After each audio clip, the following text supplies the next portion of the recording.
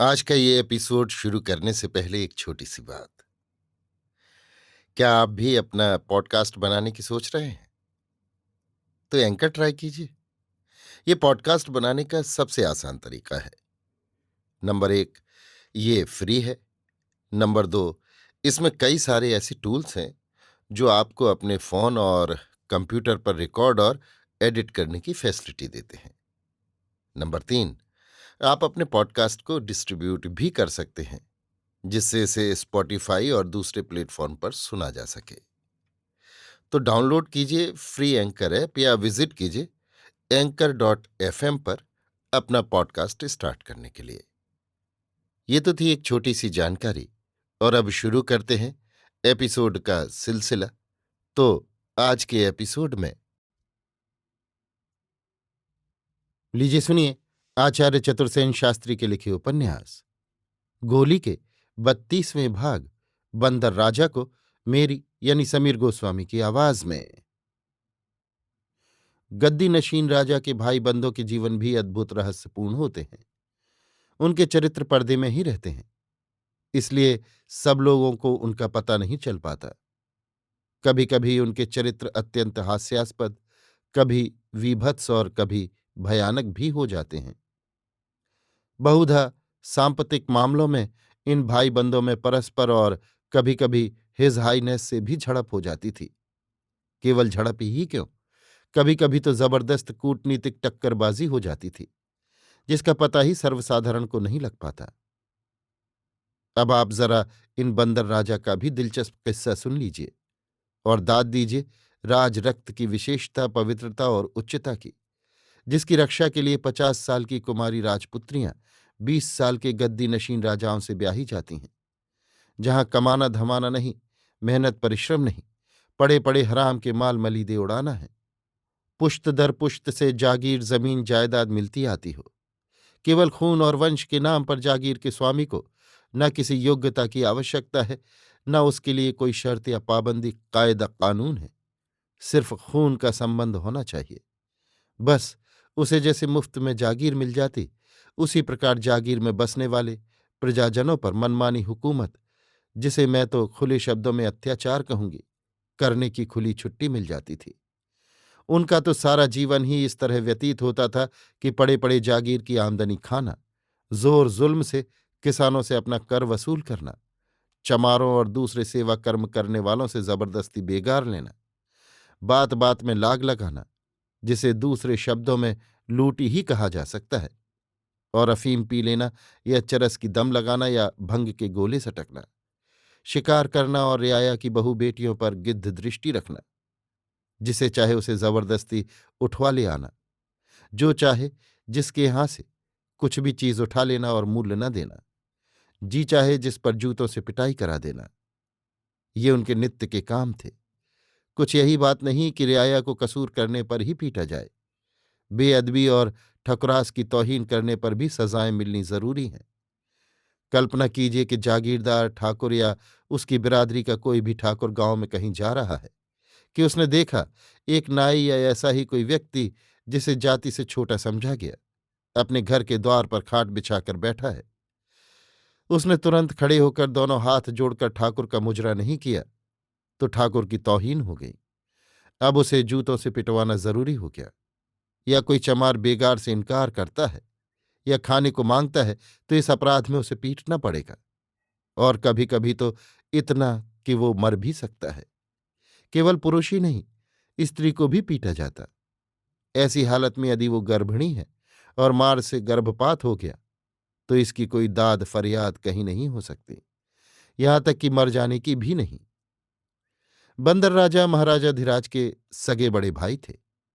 ये मैं आपको बता चुकी हूं कि महाराजा धीराज गोद आए थे। जिस ठिकाने से गोद आए थे उस ठिकाने का गद्दी पर गोद आने का प्रथम अधिकार प्राप्त था। ये ठिकाना राजा के भाई बंदों के ठिकाने में सबसे निकट का और सबसे प्रतिष्ठित था। यदि दुर्भाग्यवश इस ठिकानेदार पर भी कोई उत्तराधिकारी न हो, फिर दूसरे ठिकानों से लड़के गोद लेकर गद्दी पर बैठाए जाते थे। ये पुरानी परंपरा चली आती थी। छोटा भाई जब गद्दी नशीन होकर महाराजा धीराज हो गया, तब ये बड़ा भाई ठिकाने का स्वामी अपने पिता की मृत्यु के बाद होता। परंतु पिता के जीवन काल में ही कुछ घटनाएं हो गईं। प्रथम तो ये कि उक्त बंदर राजा सर्वगुण निधान थे।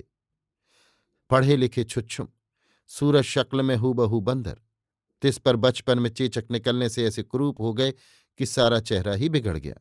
रंग एकदम स्याह श्याम, नाक बहुत बड़ी और मोटी, गर्दन ठिगनी, मोटे कान और गन्ने के पोर के समान मोटी और भद्दी उंगलियां, डील डॉल जैसे भैंसे के समान। भोजन में समूचा बकरा और सूअर खाने की तृप्ति। स्वर मोटा और भद्दा, तौर तरीके देहाती, अशिष्ट और भद्दे, व्यंग मजाक अश्लील, सोहबत गोले और दूसरे जी हुजूरों की। बचपन में जब किसी तरह पढ़ लिख न सके तो दोस्तों के साथ आवारागर्दी करने, अमल आरोगने या दारू पीने लगे। धीरे धीरे अपनी कच्ची उम्र में ही पक्के शराबी बन गए। राजा के बेटे थे, राजा थे। ब्याह एक ठिकानेदार की बेटी से हो गया। एक लड़की भी पैदा हो गई, पर उन्हें जुए और तमाशबीनी का चस्का लगा।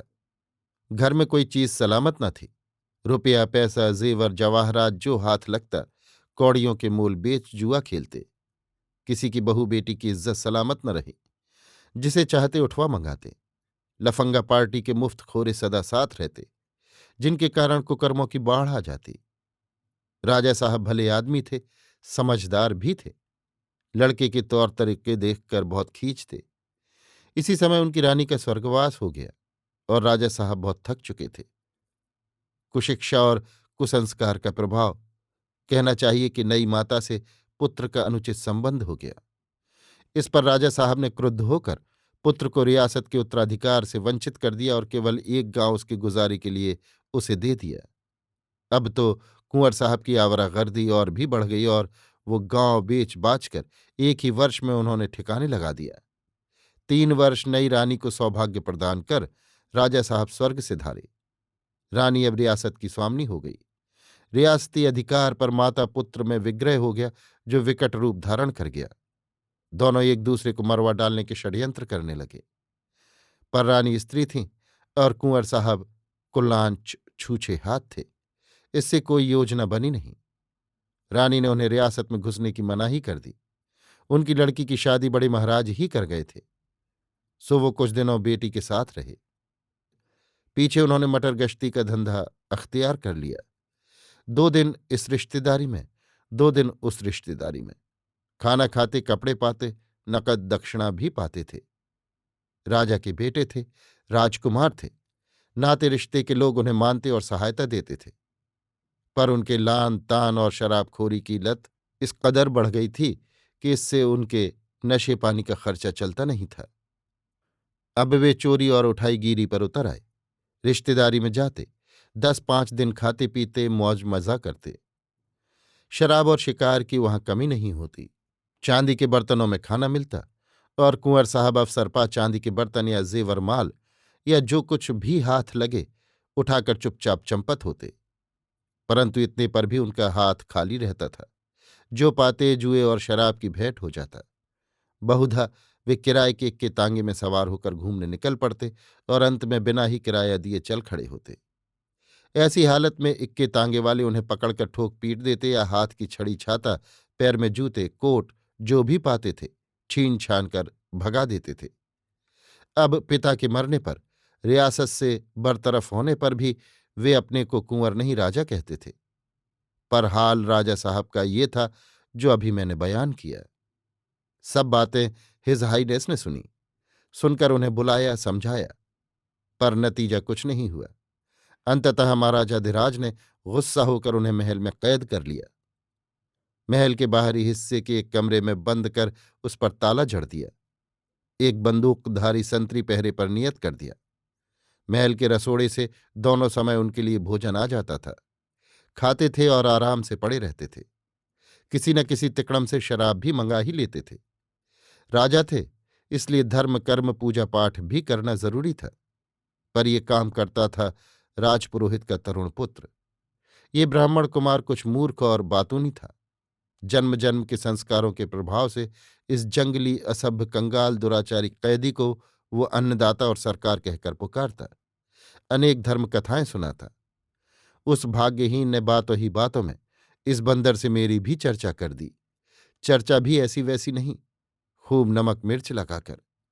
उन दिनों मेरे जले रूप की जैसी झूठी सच्ची शोहरत रियासत में फैली थी, इस नालायक ब्राह्मण कुमार ने उसमें भी रंग चढ़ाकर बंदर राजा को सुनाना आरंभ कर दिया। और अब ये बंदर सबसे अधिक मुझी में दिलचस्पी लेने लगा, मेरी ही बातें खोद खोद कर पूछने लगा, और अंततः ये कामुक और दुराचारी राजा मेरे विरह में सुलगने लगा, और वो पाजी ब्राह्मण उसे अच्छी तरह सुलगाने लगा। राजा रात रात भर अब गंदी गजलें गाता, अनेक कुचेष्टाएं करता, जो मेरे नाम से इस कदर संयुक्त हो गईं कि वे अब मुझ तक पहुंचने लगीं। परंतु इसका कोई गंभीर परिणाम भी हो सकता है, ये मैंने कभी नहीं सोचा था। एक दिन ज्यों ही पहरेदार ने ताला खोलकर और भोजन का थाल लेकर भीतर प्रवेश किया कि राजा चीते की भांति उछलकर उस पर टूट पड़ा, और जब तक पहरेदार संभले वो बंदर की भांति उछलकर कमरे से बाहर हो गया। द्वार पर रखी बंदूक उसने उठा ली, और देखते ही देखते ये आंखों से ओझल हो गया। ये कमरा महल के भीतर ही आंगन में था, इसलिए पहरा और सिपाहियों का यहाँ कुछ विशेष प्रबंध न था। खास राजा का बड़ा भाई समझकर लोग सरकार अन्नदाता कहकर पुकारते थे, रुआब भी मानते थे। इसी से इस आकस्मिक घटना से बेचारा अकेला पहरेदार हक्का बक्का हो गया। कुछ क्षण तक तो उसके मुख से बात ही न निकली। पीछे वो राजा की खोज में भागा, पर राजा का कहीं पता ही न था। उसने मन ही मन जो स्कीम बना ली थी, उसे कोई सोच भी न सकता था। वो सीधा हाथी खाने में पहुंचा और बंदूक फीलवान की छाती पर तान कर कहा, साले फीलवान, हाथी खोल। बेचारा फीलवान डर गया। मामला क्या है वो ये समझ न सका। उसने हाथी खोल दिया। राजा सूंड पर होकर हाथी पर चढ़ गया। फीलवान को हुक्म दिया कि हाथी मेरे महल के पिछवाड़े ले चलो। ज्यों ही हाथी महल की पिछली फसील के पास पहुंचा, वो बदमाश राजा धम्म से मेरे महल में हाथी से कूद पड़ा। बंदूक अब भी उसके हाथ में थी। आंखों में खून तैर रहा था। सूरत उसकी एक खूंखार जंगली भैंसे या गैंडे के समान भयानक दिख रही थी। उस समय दैव योग से मैं अकेली ही शयन कक्ष में आराम कर रही थी। केसर बच्चे के पास थी और किसुन किसी काम से गया था। राजा बंदूक लिए एकदम मेरे पलंग पर चढ़ बैठा, और मैं जरा संभल कर उठी तो एक धक्का देकर मुझे गिरा दिया। क्षण भर ही में मैं आसन्न विपत्ति को समझ गई। बहुत बार इस राजा की बेहूदी हरकतों पर हंसी आई थी, बहुत बार घृणा हुई थी, परंतु इस बार तो मैं क्रोध से कांप उठी। न जाने कहाँ से मेरे शरीर में दैत्य का बल आ गया। राजा मेरे ऊपर आक्रमण करने की तैयारी कर रहा था कि मैंने उसकी टांग खींचकर नीचे गिरा दिया। गिरते ही बंदूक उसके हाथ से छूट गई। बिजली की तरह लपक कर मैंने बंदूक उठा, दोनों हाथों से उस पर एक भरपूर वार किया। वार करारा बैठा और उसका सिर फट गया। सिर से खून बहने लगा, पर मुझे इसकी क्या चिंता थी। मैं तो उसे जान से मार डालने पर आमादा थी। मैंने बंदूक की नाल सीधी उसकी छाती पर तान कर घोड़े पर हाथ डाला। एक ही क्षण में इस पतित की मुक्ति का अवसर आ गया था, पर इस कायर को कर्मी ने एकदम हाथ जोड़कर मेरे पांव पकड़ लिए और गिड़गिड़ाने लगा। उसी समय बहुत से सिपाही, किसुन और दूसरे लोग महल में घुस आए, परंतु किसी का हियाब उस पर हाथ चलाने का न होता था। ये देख मेरा खून खौलने लगा। बंदूक मैंने फेंक दी और बेंत उठाया। फिर तो मैंने गिना नहीं, देखा नहीं। जिस ढप पड़ा मैंने वो मार मारी कि पीछे मुझे भी आश्चर्य हुआ। राजा निरीह भाव से पिटता रहा। जब मैं ही थक कर बेदम हो गई तो बेंत को फेंक कर सिपाहियों से कहा, ले जाओ इस जानवर को महाराजा धीराज की सेवा में। पर कैसे आश्चर्य की बात थी, इतने पर भी किसी की हिम्मत उसे छूने की न हुई। तब मैंने ही उसे दुत्कार कर भाग जाने को कहा, और वो चुपचाप वहां से चल दिया। उसके पीछे ही सब सिपाही आदि भी चले गए। सिर्फ किसुन ही रह गया। वो भयभीत नजर मेरी ओर देख रहा था। भय उसका गलत न था। एक गोली की ये हिम्मत की राजवंशी पर हाथ उठाए, अन्नदाता को बेंत लगाए, जिसे महाराजा धीराज दादा भाई कहकर पुकारते हैं। परंतु मैं उसी भांति संतुष्ट थी मानो कोई अत्यंत मनोरंजक तमाशा मैंने देखा हो। मैं खुश थी अपने वीरत्व पर, जिसकी मैंने कभी कल्पना भी न की थी। किसुन ने डरते डरते कहा, अन्नदाता सुनकर क्या कहेंगे? मैंने दर्प से जवाब दिया, कोल्हू में पिलवा देंगे बस। पर किसुन ने मुझसे बहस नहीं की। वो कमरे की अस्त व्यस्त सामग्री को ठीक करने में लग गया। अभी आप सुन रहे थे आचार्य चतुर्सेन शास्त्री के लिखे उपन्यास गोली के 32वें भाग बंदर राजा को मेरी यानी समीर गोस्वामी की आवाज में।